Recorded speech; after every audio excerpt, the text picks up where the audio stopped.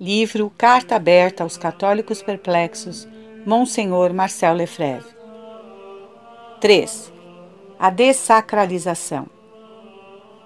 Tenho debaixo dos olhos fotografias publicadas por jornais católicos e que representam a missa tal como ela é rezada com bastante frequência. A respeito da primeira, eu tenho dificuldade em compreender de qual momento o santo sacrifício se trata. Atrás de uma mesa ordinária de madeira, que não tem aspecto muito conveniente, sem qualquer toalha a cobri-la, dois personagens de paletó e gravata elevam ou apresentam, um deles um cálice e outro um cibório. A legenda me diz que são sacerdotes, dos quais um é capelão federal da Ação Católica.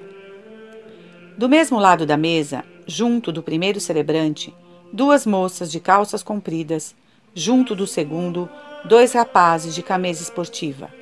Uma guitarra está apoiada num banquinho. Outra fotografia. A cena se passa no canto de um compartimento que poderia ser a sala de um centro de jovens. O padre está de pé, com um hábito branco de taizé, diante de um banco de vaqueiro que serve de altar. Vê-se uma grande tigela de argila e um pequeno copo do mesmo material, bem como dois cotos de vela acesos. 5 jovens, vestidos de blazer, estão sentados no chão, e um deles dedilha a guitarra. Terceira foto, referente ao acontecimento ocorrido há alguns anos.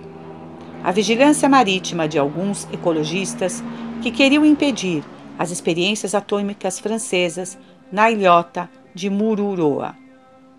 Há entre eles um sacerdote que celebra a missa na coberta do barco, em companhia de 2 outros homens. Todos os 3 estão de short, apresentando-se um deles, de resto, com o peito nu. O padre ergue a hóstia sem dúvida para elevação. Ele não está nem de pé, nem ajoelhado, mas sentado, ou antes recostado, numa superestrutura da embarcação. Um traço comum se depreende dessas imagens escandalosas. A Eucaristia foi rebaixada a um nível de um ato corriqueiro na vulgaridade do ambiente, dos instrumentos utilizados, das atitudes, dos trajes.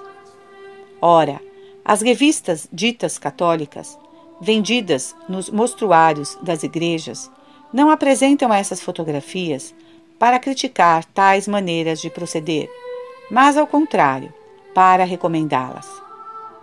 Lavie julga mesmo que isso não é suficiente. Utilizando, conforme o seu hábito, trechos de cartas de leitores para dizer o que ela pensa sem se comprometer, escreve: a reforma litúrgica deveria ir mais longe. As repetições desnecessárias, as fórmulas sempre repisadas, toda essa ordenação freia uma verdadeira criatividade. O que deveria ser a missa?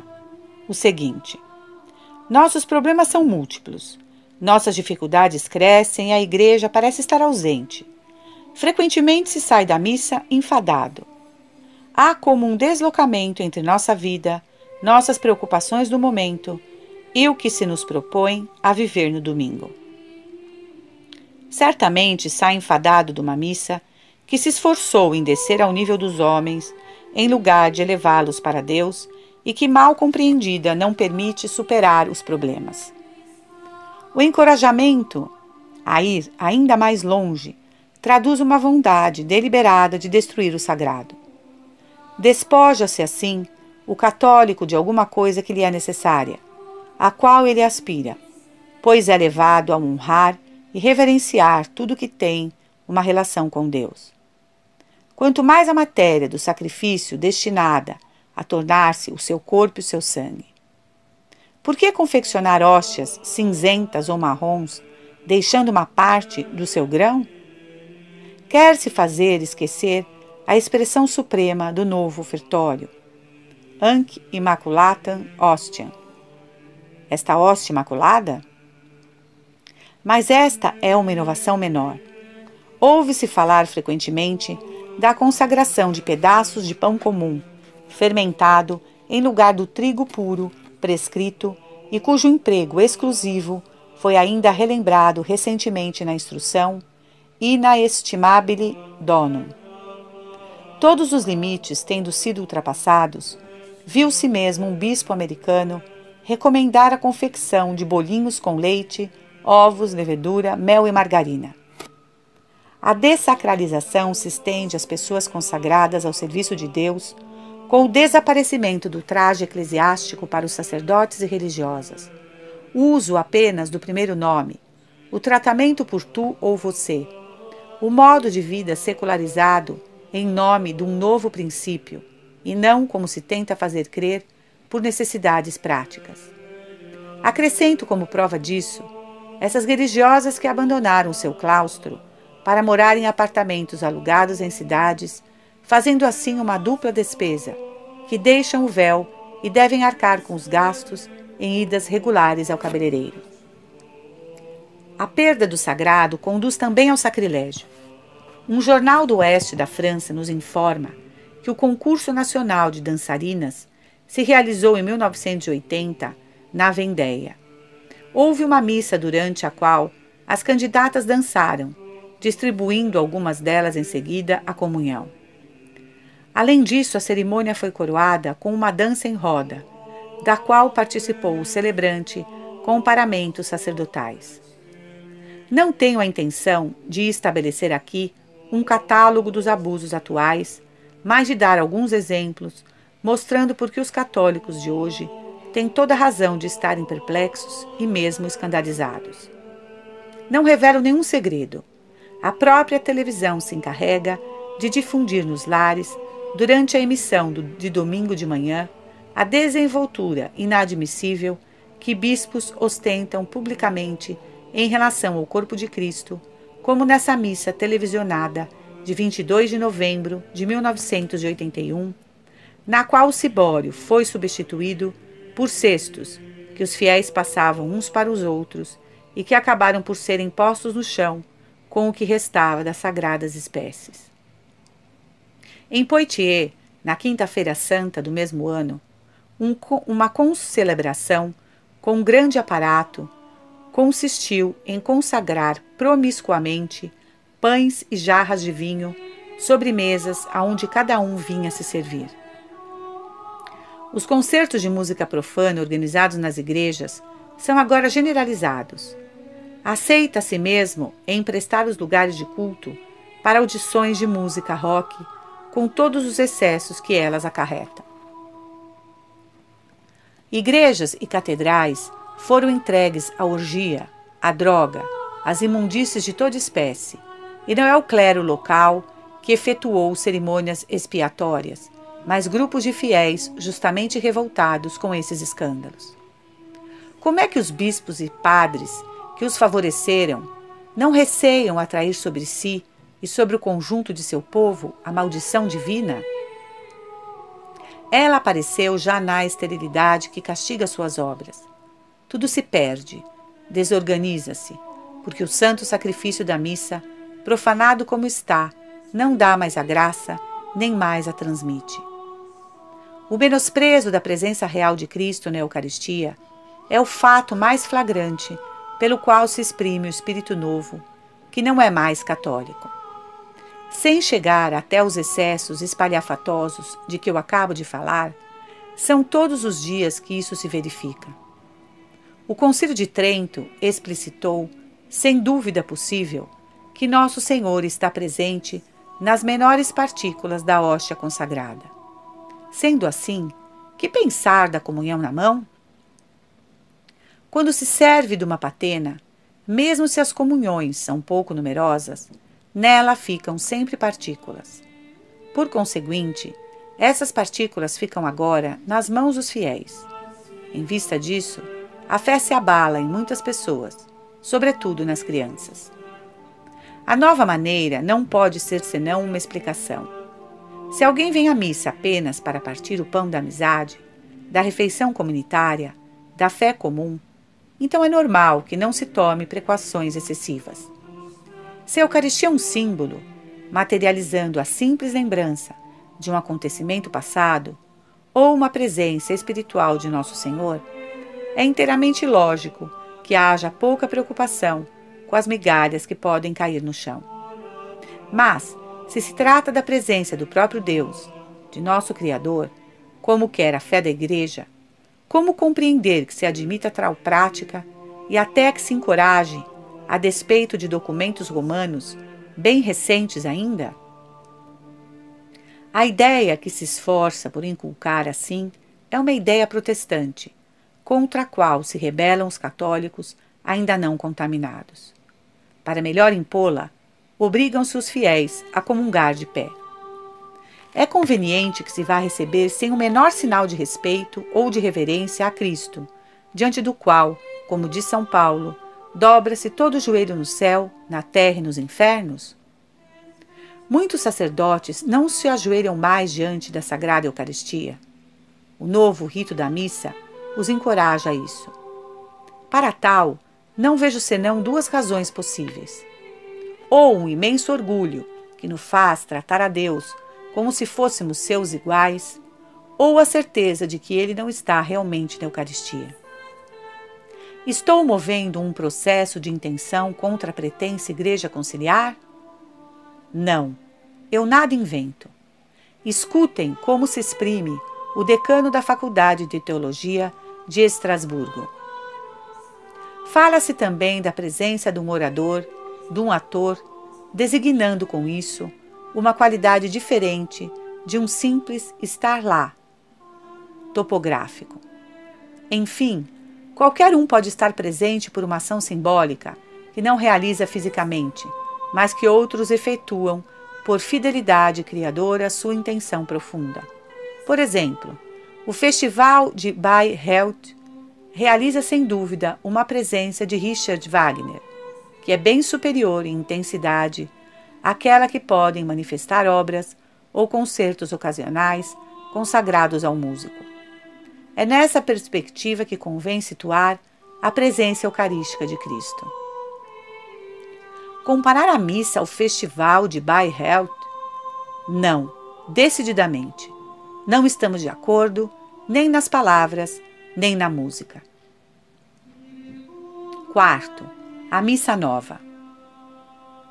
Para preparar o Congresso Eucarístico de 1981, foi distribuído um questionário cuja primeira pergunta era esta: dentre essas duas definições, santo sacrifício da missa e refeição eucarística, qual você adotaria espontaneamente?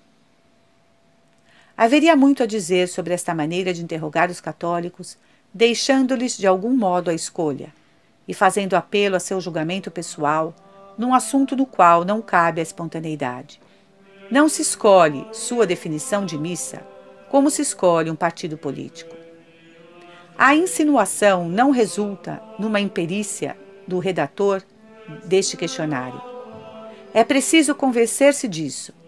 A reforma litúrgica tende a substituir a noção e a realidade do sacrifício pela realidade de uma refeição.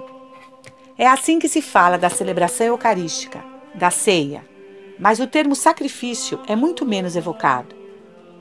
Ele desapareceu quase totalmente nos manuais de catequese, bem como da pregação. Está ausente do cânon número 2, dito de Santo Hipólito.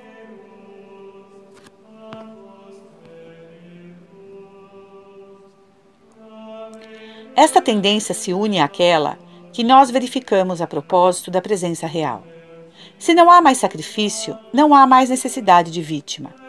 A vítima está presente em vista do sacrifício. Fazer da missa uma refeição memorial, uma refeição fraterna, é o erro dos protestantes. O que aconteceu no século XVI? Precisamente o que está para suceder hoje. Eles substituíram imediatamente o altar por uma mesa, suprimiram o crucifixo e fizeram o presidente da Assembleia voltar-se para os fiéis. O cenário da ceia protestante se encontra em Pierres Vivantes, a compilação composta pelos bispos da França e que todas as crianças do catecismo devem utilizar obrigatoriamente. Os cristãos se reúnem para celebrar a Eucaristia. É a missa. Eles proclamam a fé da Igreja, rezam pelo mundo inteiro, oferecem o pão e o vinho. O sacerdote que preside a assembleia diz a grande oração de ação de graças. Ora, na religião católica é o sacerdote que celebra a missa. É ele que oferece o pão e o vinho.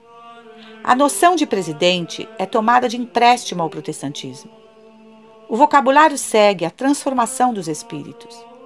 Dizia-se antigamente: Dom Lustiger celebrará uma missa pontifical. Foi-me relatado que na Rádio Notre-Dame a frase utilizada presentemente é: João Maria Lustiger presidirá a uma concelebração. Eis como se fala da missa numa brochura editada pela Conferência dos Bispos Suíços. A refeição do Senhor realiza primeiramente a comunhão com Cristo. É a mesma comunhão que Jesus realizava durante sua vida terrestre, sentando-se à mesa com os pecadores, e continua na refeição eucarística desde o dia da refeição. O Senhor convida seus amigos a se reunirem e estará presente entre eles. Pois bem, todo católico está obrigado a responder de modo categórico: não, a missa não é isso. Não é a continuação de uma refeição semelhante àquela para a qual Nosso Senhor convidou São Pedro e alguns discípulos em uma manhã à beira do lago, após sua ressurreição. E logo que saltaram em terra, viram umas brasas preparadas e um peixe em cima e pão. Disse-lhe Jesus: Vinde, jantai. Nenhum dos discípulos, sabendo que era o Senhor, ousava perguntar-lhe: Quem sois vós? Aproximou-se Jesus, tomou o pão, deu igualmente do peixe. João 21, 9, 13. A comunhão do sacerdote e dos fiéis é uma comunhão com a vítima que se ofereceu sobre o altar do sacrifício. Esse é maciço, de pedra. Se não for, contém ao menos a pedra d'ara, que é uma pedra sacrificial. Nela se incrustaram as relíquias dos mártires, porque deles ofereceram seu sangue pelo seu mestre. Essa comunhão do sangue de Nosso Senhor, com o sangue dos mártires, nos encoraja a oferecer também as nossas vidas. Se a missa é uma refeição, eu compreendo porque o padre se volta para os fiéis. Não se preside a uma refeição dando as costas aos convivas. Mas um sacrifício se oferece a Deus, não aos assistentes. É por essa razão que o padre, à frente dos fiéis, se volta para Deus, para o crucifixo que domina o altar. Insiste-se a toda hora no que o novo missal chama o relato da instituição. O Centro Jean Bart, centro oficial do Bispado de Paris, declara: no coração da missa há um relato. Mais uma vez, não. A missa não é uma narração, é uma ação. 3 condições indispensáveis existem para que ela seja a continuação do sacrifício da cruz: a oblação da vítima, a transubstanciação, que a torna presente efetivamente, não simbolicamente, a celebração por um sacerdote, que toma o lugar do sacerdote principal, que é Nosso Senhor, e que deve ser consagrado por seu sacerdócio. Assim, a missa pode alcançar a remissão dos pecados. Um simples memorial, um relato da instituição acompanhado de uma refeição, estaria longe de ser suficiente para isso. Toda a virtude sobrenatural da missa provém de sua relação com o sacrifício da cruz. Se não se acredita mais nisso, não se acredita mais em nada da Igreja. Essa não tem mais razão de ser. Não se deve pretender mais ser católico. Lutero havia compreendido muito bem que a missa é o coração, a alma da Igreja. Ele dizia: destruamos a missa e teremos destruído a Igreja. Ora, percebemos que o Novus Ordo Missae, isto é, a nova regulamentação adotada após o concílio, alinha-se sobre concepções protestantes, ou pelo menos se aproxima perigosamente delas. Para Lutero, a missa pode ser um sacrifício de louvor, ou seja, um ato de louvor, de ação de graças, mas não certamente um sacrifício propiciatório que renova e aplica o sacrifício da cruz. Para ele, o sacrifício da cruz se realizou num momento determinado da história. É prisioneiro dessa história. Nós não nos podemos aplicar os méritos de Cristo, a não ser pela nossa fé em sua morte e em sua ressurreição. Ao contrário, a Igreja afirma que o sacrifício se realiza misticamente, de uma maneira incruenta, pela separação do corpo e do sangue sob as espécies do corpo e do vinho. Essa renovação permite aplicar aos fiéis presentes os méritos da cruz, perpetuar essa fonte de graças no tempo e no espaço. O Evangelho de São Mateus termina com essas palavras: E eis que eu estou convosco todos os dias, até a consumação dos séculos.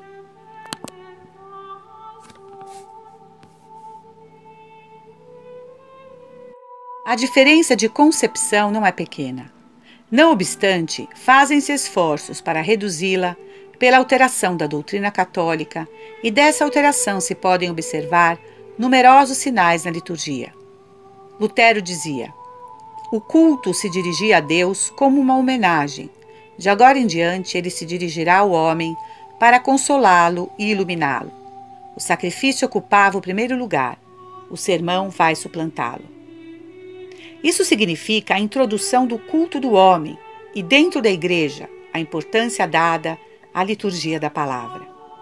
Abramos os novos missais. Essa revolução se realizou neles. Uma leitura foi acrescentada às duas que existiam, bem como uma prece universal, utilizada frequentemente para transmitir ideias políticas ou sociais, contando com a homilia. Termina-se num desequilíbrio em proveito da palavra. Acabado o sermão, a missa está bem perto de seu fim. Na Igreja Católica, o sacerdote é marcado por um caráter indelével que faz dele um alter Christus. Só ele pode oferecer o santo sacrifício. Lutero considera a distinção entre clérigos e leigos como a primeira muralha elevada pelo romanismo. Todos os cristãos são sacerdotes. O pastor não faz senão exercer uma função presidindo a missa evangélica. O novo ordo, o eu do celebrante, foi substituído pelo nós.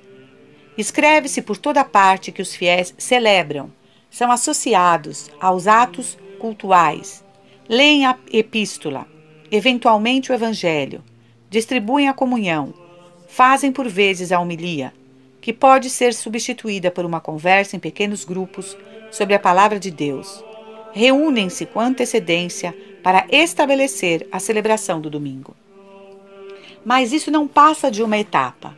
Há muitos anos, ouve-se dizer pelos responsáveis de organismos episcopais proposições desse gênero. Não são os ministros, mas é a Assembleia que celebra. Fichas do Centro Nacional de Pastoral Litúrgica. Ou, a Assembleia é o sujeito principal da liturgia. O que conta não é mais o funcionamento dos ritos, mas a imagem que a Assembleia se dá a si própria e as relações que se instauram entre os concelebrantes. Padre Gelineu, artífice da reforma litúrgica e professor no Instituto Católico de Paris. Se é a Assembleia que conta, compreende-se que as missas privadas sejam mal vistas, o que faz com que os sacerdotes não as rezem mais, pois é cada vez mais difícil encontrar uma assembleia, sobretudo durante a semana. É uma ruptura com a doutrina invariável. A Igreja tem necessidade da multiplicação dos sacrifícios da missa, tanto para a aplicação do sacrifício da cruz, como para todos os fins que lhes são assinalados: adoração, ação de graças, propiciação e impetração. Isso não é ainda suficiente. O objetivo de muitos é eliminar decididamente o sacerdote, o que dá lugar às famosas ADAP, Assembleias Dominicais na ausência do padre. Podemos imaginar alguns fiéis reunidos para rezar em conjunto, de modo a honrar o dia do Senhor. Ora, essas ADAP são na realidade uma espécie de missas em branco, às quais só falta consagração. E ainda, como se pode ler num documento do Centro Regional de Estudos Socio-Religiosos de Lille, somente porque, até nova ordem, os leigos não têm o poder de executar este ato. A ausência do padre pode ser desejada, a fim de que os fiéis aprendam a desembaraçar-se por si mesmos. O padre Gelineu, em Demain la Liturgie, escreve que as ADAP não passam de uma transição pedagógica até que as mentalidades tenham mudado, e conclui com uma lógica embaraçadora que há ainda sacerdotes demais na igreja. Demais, sem dúvida, para que as coisas evoluam depressa. Lutero suprimiu o ofertório. Para que oferecer a hóstia pura e sem mácula, se não há mais sacrifício? No Novo Ordo, o ofertório é praticamente inexistente. Aliás, ele não tem mais esse nome. O Noveal Missel des Dimanches fala de orações de apresentação. A fórmula utilizada lembra mais uma ação de graças, um agradecimento pelos frutos da terra. Para dar-se conta disso, basta compará-la com as fórmulas tradicionalmente empregadas pela Igreja, nas quais aparece claramente o fim propiciatório e expiatório do sacrifício, que vos ofereço pelos meus inumeráveis pecados, ofensas e negligências, por todos os assistentes e por todos os cristãos vivos e defuntos, a fim de que a mim e a eles aproveite esse sacrifício para a vida eterna. Elevando o cálice, o sacerdote diz em seguida: Senhor, nós vos oferecemos o cálice de vossa redenção e imploramos a vossa misericórdia de elevá-lo como suave perfume à presença de vossa divina majestade, pela salvação nossa e de todo o mundo. Que resta disso na Missa Nova? O seguinte: Bendito és Deus do universo, tu que nos dás este pão, fruto da terra e do trabalho dos homens. Nós te apresentamos, ele se tornará o pão da vida. E igualmente para o vinho, que se tornará o vinho do reino eterno. De que serve acrescentar um pouco adiante? Lava-me de minhas faltas, Senhor, purifica-me de meu pecado. E que o nosso sacrifício neste dia encontre graça diante de ti? Qual o pecado? Qual o sacrifício? Que ligação pode fazer o fiel entre esta apresentação vaga das oferendas e a redenção que ele está habituado a esperar? Eu colocarei outra questão. Por que substituir um texto claro e cujo sentido é completo por uma sequência de frases enigmáticas mal ligadas entre si? Se houvesse necessidade de mudança, essa deveria ser para melhorar. Essas poucas menções que parecem retificar a insuficiência das orações de apresentação fazem ainda pensar em Lutero, que tentava arranjar as transições. Ele conservava o mais possível das cerimônias antigas, limitando-se a mudar-lhes o sentido. A missa mantinha em grande parte seu aparato exterior. O povo encontrava nas igrejas quase o mesmo cenário, quase os mesmos ritos, com retoques feitos para agradar-lhe, pois doravante se dirigia a ele muito mais do que antes. Tinha, ademais, consciência de contar com alguma coisa no culto. Tomava nele uma parte mais ativa pelo canto e pela oração em voz alta. Pouco a pouco o latim dava lugar definitivamente ao alemão. Tudo isso não faz lembrar de nada? Lutero se inquieta igualmente em criar novos cânticos para substituir todos os estribilhos da papistaria. As reformas tomam sempre um ar de revolução cultural. No Novo Ordo, a parte mais antiga do cânon romano, que remonta à Idade Apostólica, foi remanejada para aproximá-la da fórmula consecratória luterana, com um acréscimo e uma supressão. A tradução francesa a extrapolou, alterando a significação das palavras pro multis, em lugar de meu sangue, que será derramado por vós e por muitos. Nós lemos, que será derramado por vós e por todos. O que não significa a mesma coisa e que teologicamente não é isento de significado. Vocês podem notar que a maior parte dos padres pronuncia hoje sem parar a parte principal do cânon que começa por: na véspera de sua paixão, ele tomou o pão em suas santas e veneráveis mãos, sem fazer a pausa incluída pela rúbrica do missal romano. Segurando com as duas mãos a hóstia entre o indicador e o polegar, ele pronuncia as palavras da consagração em voz alta, mais distinta e atentamente sobre a hóstia. O tom muda, ele se torna intimativo. As 5 palavras, hoc, est, enim, corpus, meum, operam milagres e a transubstanciação, do mesmo modo que as que são ditas para a consagração do vinho.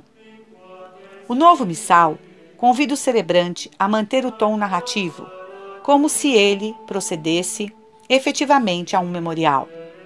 Sendo a criatividade de regra, vêm-se certos oficiantes recitar o seu texto, mostrando a hóstia à roda, ou mesmo partindo-a com a ostentação para juntar o gesto às palavras e ilustrar melhor a sua narração.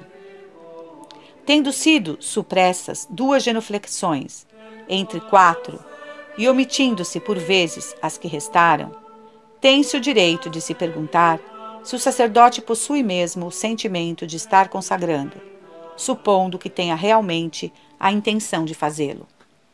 E então, de católicos perplexos, vocês se tornam católicos inquietos. A missa a qual acabaram de assistir era válida?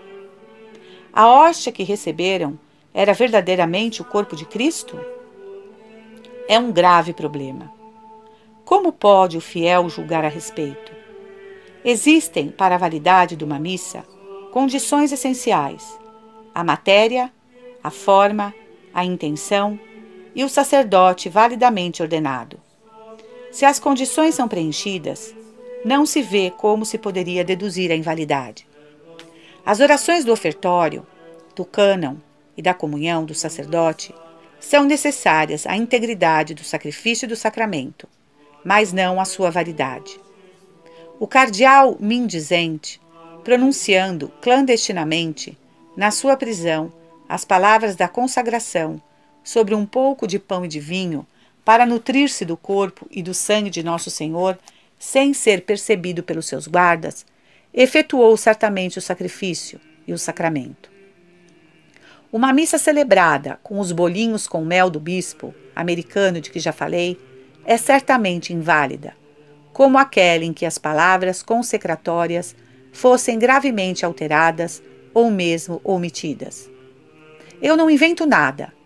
Chamou a atenção o caso de um celebrante que, tendo feito uso da criatividade, muito simplesmente se esqueceu da consagração. Mas como aquilatar a intenção do sacerdote? Parece evidente que haja cada vez menos missas válidas, à medida que a fé do sacerdote se corrompe e que eles não têm mais a intenção de fazer o que sempre fez a Igreja, pois a Igreja não pode mudar de intenção. A formação atual daqueles que são chamados seminaristas não os prepara para celebrar missas válidas. Não se lhes ensina mais a considerar o santo sacrifício como a obra essencial de sua vida sacerdotal. De outra parte, pode-se dizer, sem nenhum exagero, que a maior parte das missas, celebradas sem pedra d'ara, com utensílios vulgares, pão fermentado, introdução de palavras profanas no próprio corpo do cânon, etc., são sacrílegas e pervertem a fé ao mesmo tempo que a diminuem. A dessacralização é tal que essas missas podem chegar a perder seu caráter sobrenatural, o mistério da fé, para não serem mais do que atos de uma religião natural. A sua perplexidade assume talvez a forma seguinte: posso assistir a uma missa sacrílega, mas que entretanto é válida, na falta de outra, para satisfazer a obrigação dominical? A resposta é simples. Essas missas não podem ser objeto de uma obrigação. Devemos lhes aplicar as regras da teologia moral e do direito canônico no que concerne à participação ou assistência de uma ação perigosa para a fé ou eventualmente sacrílega. A nova missa, mesmo dita com piedade e no respeito às normas litúrgicas, cai sob o golpe das mesmas reservas, uma vez que ela está impregnada de espírito protestante. Ela traz em si um veneno prejudicial à fé. Posto isso, o católico de hoje reencontra as condições de prática religiosa que são as dos países de missão. Neles, os habitantes de certas regiões não podem assistir à missa senão 3 ou 4 vezes por ano. Os fiéis de hoje deveriam fazer o esforço de assistir uma vez por mês à missa de sempre, verdadeira fonte de graças e de santificação, num dos lugares onde ela continua a ser celebrada. Com efeito, eu devo na verdade dizer e afirmar, sem medo de me enganar, que a missa codificada por São Pio V, e não inventada por ele, como se dá a entender frequentemente, exprime claramente essas 3 realidades: sacrifício, presença real e sacerdócio dos padres. Ela tem em conta também, como precisou o Concílio de Trento, a natureza do homem, que tem necessidade de alguns auxílios exteriores para elevar-se à meditação das coisas divinas.